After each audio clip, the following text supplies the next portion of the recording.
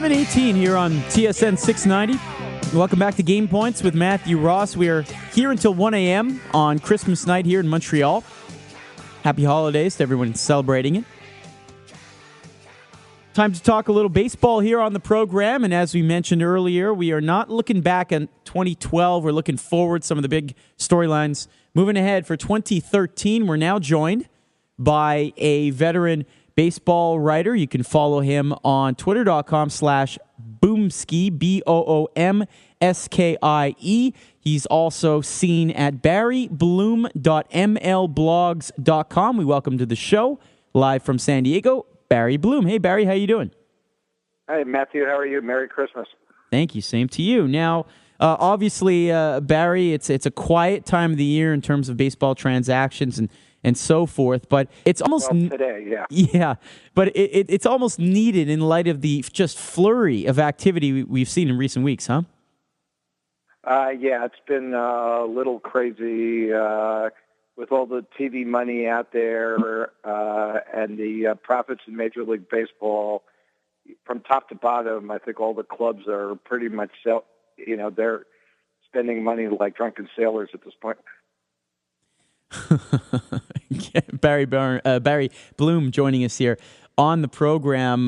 Looking ahead, obviously, Barry, we've seen the odds makers come out with some of the big favorites for the 2013 season, and the biggest splash, of course, was made by the Toronto Blue Jays and the Montreal native Alex Anthopoulos, the general manager over there, and certainly it was a splash that hasn't been seen in those parts, at least since they signed Roger Clemens in the 90s. There was a bit of a fanfare about that, but I'm not sure if we've spoken since all of that went down. We might have possibly, but now with the R.A. Dickey acquisition as well, your thoughts on whether the hype is indeed warranted in terms of where people are envisioning their chances for 2013?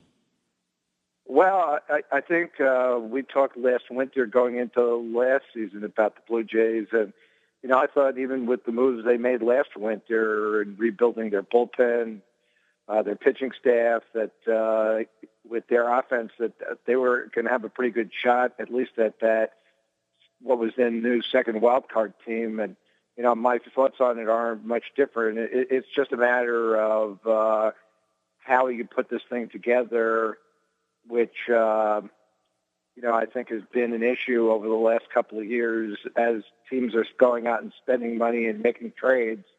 What's the chemistry of these ball clubs, and how do you make these players fit to create a winning combination? And I think that's probably the biggest thing here. With a new manager coming in and kind of a retread in John Gibbons. Yeah, it's an interesting hiring, isn't it? I mean, obviously, Anthopoulos was around when he was there the first time, and you look at his record with the Blue Jays in his short tenure there, and it's not altogether bad. And the funny thing is, though, that he was just off the radar the last few years. Your thoughts on him actually being the new manager there? It surprised me. I thought that with some of the newer faces out there, they interviewed Matt Williams. I think they interviewed Sandy Alomar. Especially with the connection and the organization with Robbie Alomar in the front office, I thought Sandy might be a good fit. But I think what scared them off mostly was just starting a freshman manager and starting from scratch when they were putting together this kind of team that they want to win with right now. And then you look at what the universe of the experienced managers are out there, and it's pretty limited at this point because, the older guys who've retired are just not, the ones who are going to come back, like Johnson, who did very well, and Buck down in Baltimore did very well. Bob Melvin came back. I don't consider him an older manager, but they recycled him, and he did very well in Oakland. Bobby Valentine didn't. I mean, they're real, and guys like Piniella, Torrey, LaRussa are just gone. They're not coming back. So I think that what they had out there was not a great universe of experienced managers with decent track records to pick from at this point. Barry Bloom, excuse me, Barry. I keep calling you Barry Barnes, who's actually one of our NFL guys. Really funny. But anyway, Barry Bloom, of course, of MLB.com, joining us here My name on... used to be Barnes. I changed it to sound more Jewish. Oh, all right. Well, there you go. That's the problem. Elsewhere, interesting signing by the Arizona D-backs, especially with the outfielders that they do have. They go out and they get Cody Ross, and they sign him to a 3-year deal, a guy who had a pretty good year in light of everything going on in Boston last year, 81 RBIs, 22 home runs, and certainly a guy with a lot of experience. To me, this is a great signing, Barry, and I really think that it's going to help the D-backs contend in 2013, that it's not all going to be about the Dodgers and the Giants in that division. Can the D-backs keep up with those two, do you think? Sure.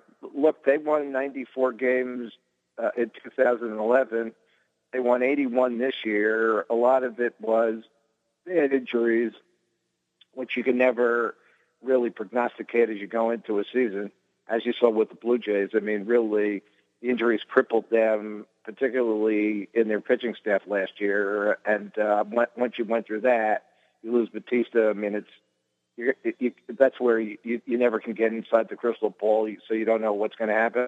But I think what the D-backs are doing with Kevin Towers, there's kind of like a Billy Beane playbook that they both play from, and they're both pretty good friends. And I think he's just piling people at positions, which gives him a lot of flexibility in case there are injuries. It gives him some places to deal, when you go through spring training. I don't really believe what we see now is going to be the team that the D-backs are going to have on the field. I mean, you've got 4 closers there. You've got 5 shortstops, none of who can really play in the major leagues at this point full-time. You've got a 2-headed third baseman in Johnson and Chavez. You've got a lot of young pitching. Hudson coming back at some point from Tommy John surgery. I just think there's going to be other deals there at this point. Certainly, they've got excess outfielders, even though Towers said you could start the season with Ross and Kubel, Upton, and Parra. I mean, they go from having, with Young, a terrific outfield defensively to one where you're talking about playing Cody Ross in center field. I'm not so sure about that. I'm not so sure. I don't agree with you that, Cody Ross he's a component part player to a winning team like he was with the Giants 2 years ago. Then he fell off the cliff with an injury in 2011, and last year, he was probably one of the best things the Red Sox had going all season in a horrible year with a team that finished last, a failure as he called it. So I just think there's stuff that the Diamondbacks are going to do moving forward before you even get to the season. Be fun if the Canadian team actually won a game, but I digress. All right, Barry, before we let you go, not your personal opinion in terms of the players that you want to see in there, but who do you think will make the Baseball Hall of Fame this time around? You know what? I think Biggio is a slam dunk with his 3,000 hits. I think he'll get in. I think Jack Morris has a pretty good chance at it. Making up the 48 votes that he fell short last year. People who usually get 60% the next year or two get in, even though this is his 14th year on the ballot. I think this may be the year for Morris. Out of the whole group that's cast under the shadow of steroids, I think Mike Piazza is the most interesting because there's just no quantitative proof about Piazza. Everybody can think what they want to think about him. But he's never failed a drug test, wasn't in the Mitchell report, and, stayed pretty clean with the reputation. There's a lot of asides about him, but kind of like Bagwell, I'm not sure whether a lot of that's going to stick. Yeah. And he's, offensively, he's the catcher with the most home runs in history.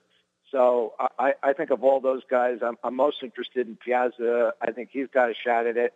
I don't think Bonds and Clemens and Sosa or any of these guys make it in this year. Yeah. But I do think that Bonds and Clemens will each make between 40% to 50% of the vote and probably set themselves up pretty well to get in 2-3 years from now. Interesting. You can follow Barry on twitter.com/Boomski. You can also check him out on MLB.com and barrybloom.mlblogs.com as well. Barry, thank you so much and Happy New Year. You're welcome. You too, Matt. Thanks for having me on. Bye. All right. There you go. That's Barry Bloom.